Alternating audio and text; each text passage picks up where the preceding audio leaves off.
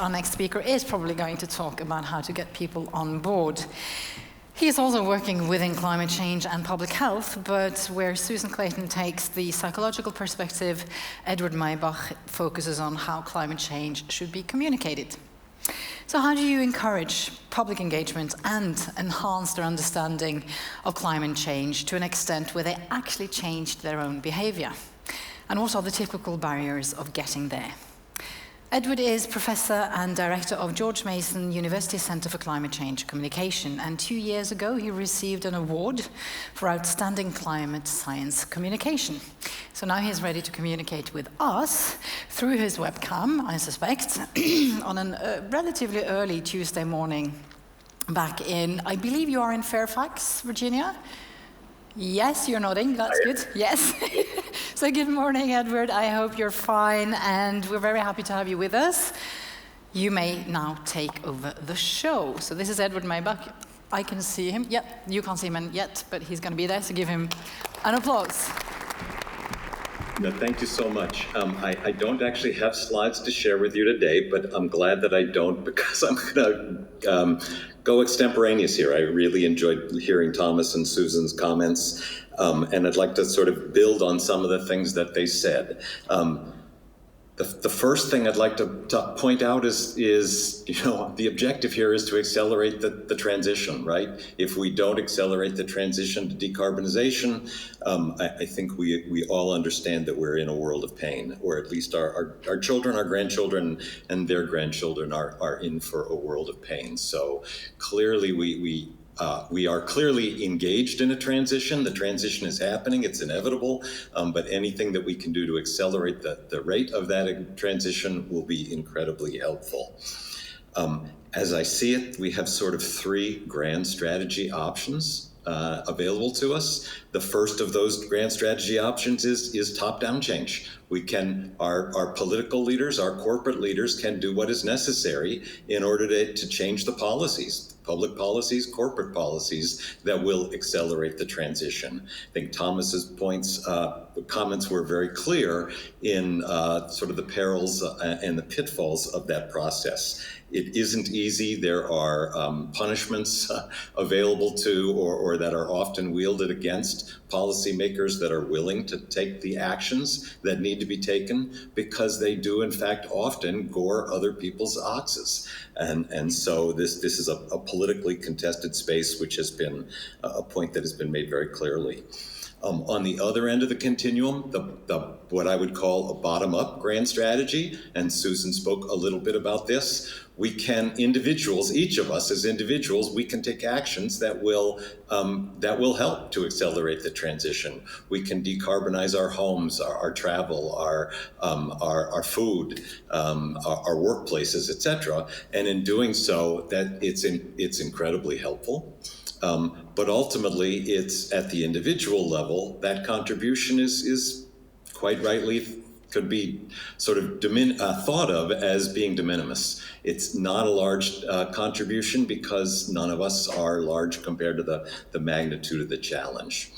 But the third grand strategy option is the one that for the longest time I've had my eyes on, which is what I call a middle out strategy.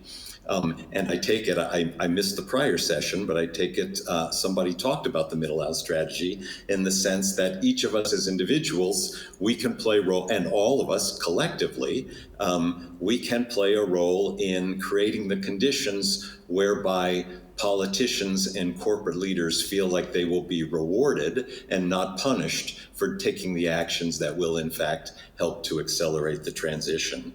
So I like to think of this as a communication, both a communication researcher and a communication practitioner. I run my center at George Mason University, the Center for Climate Change Communication. We think of ourselves as a think and do tank. So part of our work is research to identify current levels of public engagement in climate change and what can be done to enhance public engagement.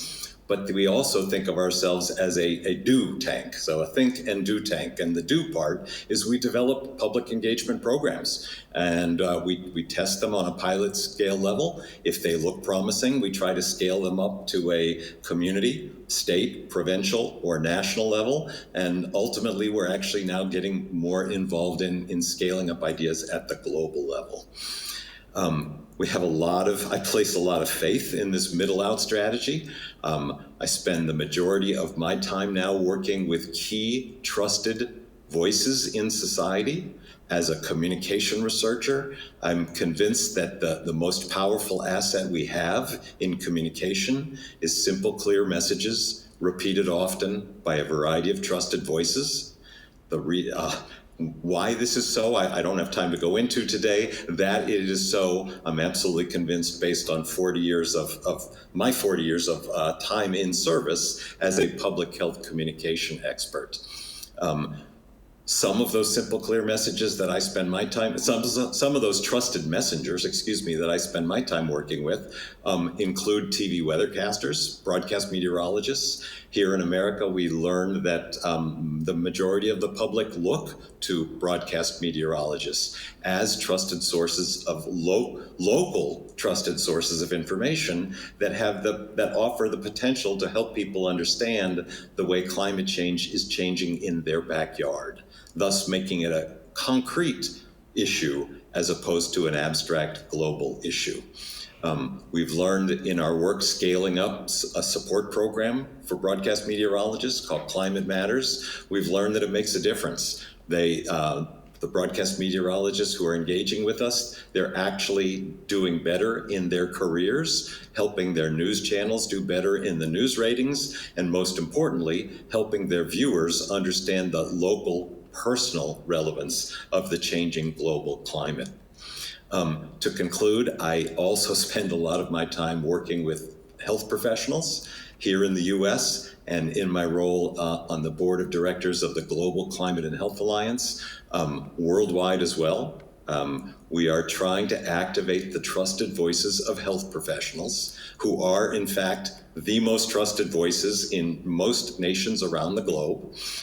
Really one of the few professions that remains highly trusted in this incredibly polarized era in which we live. But we're trying to activate the trusted voices of health professionals to talk about the costs of inaction, the endemic costs that we've put up with for far too long, the costs associated with air pollution and other health consequences from living in a fossil fuel economy. So that's part of the opportunity to surface the endemic costs, the cost of inactions, and to shine a light on the benefits of accelerating the decarbonization transition.